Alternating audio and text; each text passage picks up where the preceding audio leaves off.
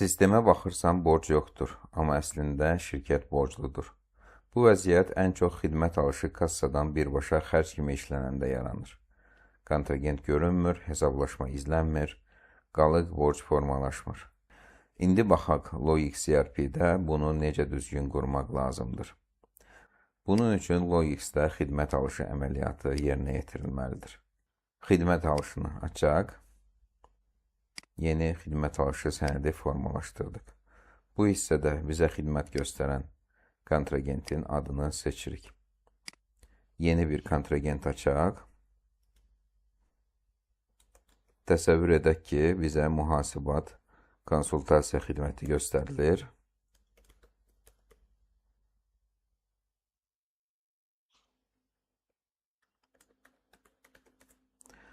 Kontragentin kartını sistemdə formalaşdırdıq. Kontragenti seçdik. Bu hissədən isə xidmət alışı etdiyimiz xidməti, yəni bizim üçün bu xərcdir. Xərci bu hissədən seçirik. Yeni bir xərc növü formalaşdırıram.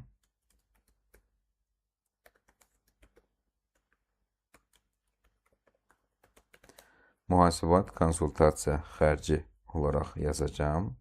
Xərc kartının adını. Burada növ xərc olaraq seçilməlidir. Yaddaşa yazdıq və xərci 2 dəfə vuraraq seçirik. Təsəvvür edək ki, bizə 2 aylıq mühasibat konsultasiya xidməti göstərilmişdir. Hər ay 500 AZN olmaqla. Miqdarda 2, qiymətdə 500 qeyd edirik. Valyuta AZN olaraq qalmalıdır. Təsdiq sahəsinə işarə qoyaraq sənədi yaddaşa yazaq. Ehtiyac varsa xidmət alışı sənədini çap edə bilərik bu formada. Xidmət alışı əməliyyatı yerinə yetirəndə müəssisədə nə baş verir? Birinci müəssisənin xərci formalaşır. Digər tərəfdən isə bizə mühasibat xidməti göstərən kontragentə borc formalaşır. Gəlin hesabatları yoxlayaq. Maliyyə menyusundan xərc hesabatına baxaq. Burada görə bilirik ki, mühasibat konsultasiya xərci 1000 AZN formalaşmışdır. Gəlin indi borca baxaq, kontragent qalıqlarına baxaq. Burada görə bilirik ki, mühasibat şirkətinə 1000 AZN borcumuz formalaşmışdır. İndi gəlin təsəvvür edək ki, bizim şirkətə olan borcumuzu bir hissəsini ödəmək istəyirik. Bunu maliyyə menyusundan əgər nağd ödəniş ediriksə, kassa məxaricdən və yaxud bank əməliyyatı ilə ödəmə ediriksə, bank sənədlərindən edə bilərik. Gəlin bank sənədlərindən ödəniş edək. Bank sənədlərini açdım. Burada bank əməliyyatının növü təchizatçıya ödəmə olaraq qalır. Bank hesabını seçək. Kontragentin adını, ilk hərflərini yazaraq klavyada Enter düyməsinə vuraraq seçə bilərik. Bu hissədə ödəniş etmək istədiyimiz məbləği qeyd edirik. Misal üçün 600 AZN ödəniş edirik. Təsdiq sahəsinə işarə qoydum. Valyuta AZN olaraq qalır. Sənədi yaddaşa yazdıq. Gəlin hesabatları yoxlayaq. Nə baş verdi? Kontragent hesabatına baxaq. Burada görə bilirik ki, son qalıq 400 AZN təşkil edir. Mühasibat şirkətinə gəlin sənədlərə görə hesabatı açıb detallı şəkildə baxaq.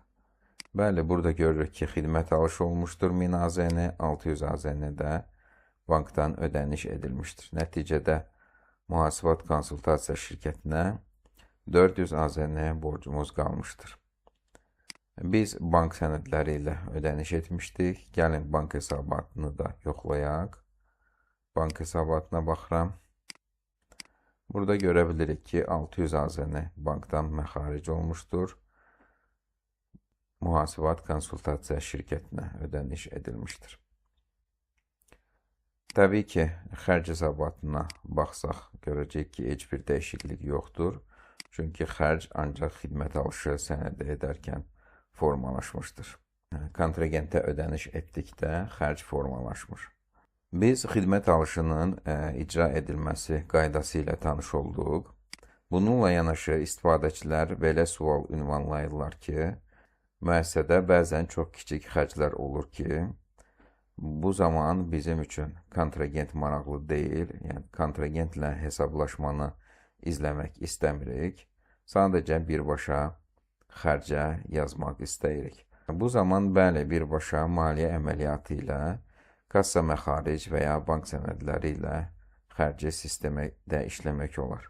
Misal üçün, çox kiçik bir xərcdir, printer təmir xərci olmuşdur, dərhal ödəmə edilmişdir və bu halda kontrahentlə hesablaşma bizim üçün maraqlı deyil.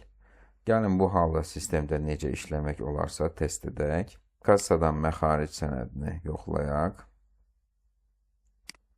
Yeni düyməsini vururuq. Buradan xərc növünü seçirik.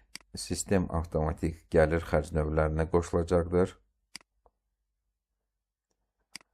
Bu zaman biz burada yeni bir xərc açaq. Misal üçün, cartridge doldurma xərci sistemdə formalaşdırdım.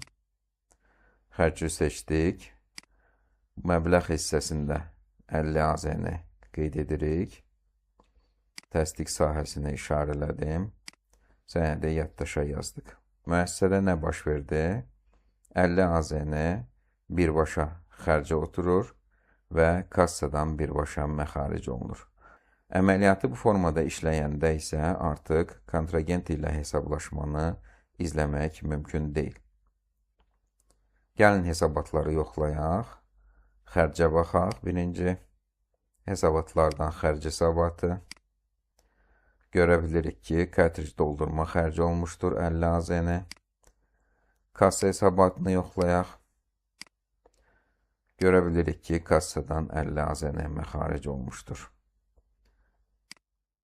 Biz bugün öyrəndik ki, xidmət alışını hansı hallarda işləmək lazımdır və birbaşa xərci hansı hallarda işləmək lazımdır. Gəlin sürətli şəkildə təkrar edək. Bəzi xidmətlər var ki, əgər biz kontrahent ilə hesablaşmanı izləmək istəyiriksə, misal üçün, icarə xidməti, konsultasiya xidməti, audit xidməti, hüquq xidməti və s. kimi xidmət alışı edəndə kontrahent ilə hesablaşmanı izləmək istəyiriksə, Logix ERP-də xidmət alışı sənədini işləməliyik. Əgər dərhal ödənilən xırda xidmətlərdirsə, birbaşa xərc kimi sistemdə oturmasını istəyiriksə, misal üçün, printer təmir xərci, taksi xərci, kuryer xərci və s. kimi xərcləri sistemdə işləmək istəyiriksə, bu halda birbaşa kassadan və ya bankdan xərc kimi qeyd edə bilərik. Növbəti təlimdə isə biz təchizatçıya sifarişlərin işlənmə qaydası ilə tanış olacağıq.